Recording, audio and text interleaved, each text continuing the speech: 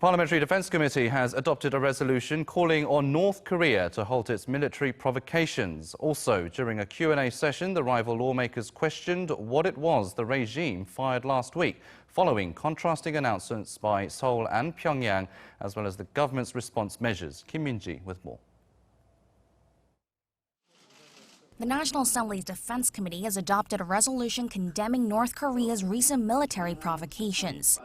It calls for an immediate halt to them, saying they're a threat to peace and stability on the Korean Peninsula. The resolution adds that the North should faithfully abide by a joint military agreement between the two Koreas aimed at reducing tensions, and that it will be held responsible for any violations. We call on the government to devise measures to deter North Korea's nuclear and missile capabilities through the military and the Seoul-Washington alliance. The North recently launched multiple projectiles into the East Sea 3 separate times in the course of just over a week. Defense Committee lawmakers on Monday were briefed on related developments, with Seoul's defense minister saying that a joint analysis was underway with the U.S. and that it was stepping up its surveillance assets.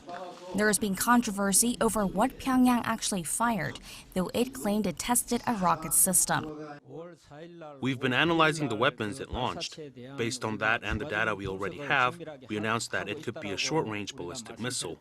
But after Pyongyang claimed it had test-fired a rocket system, the intelligence authorities in Seoul and Washington have been conducting further analysis. Our initial assessment was based on joint analysis as well.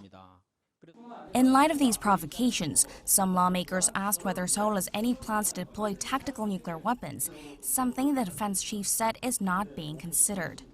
The opposition slammed South Korea's lukewarm response to the launches, which they claimed were a violation of the inter-Korean military agreement.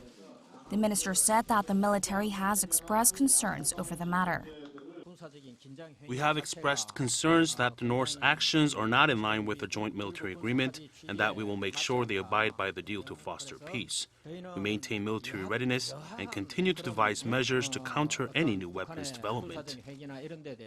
As for the recent violations of South Korea's air defense identification zone by China and Russia, the defense chief said that air intrusions will likely continue.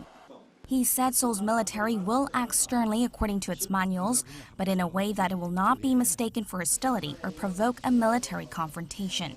Kim Min-ji, Arirang News.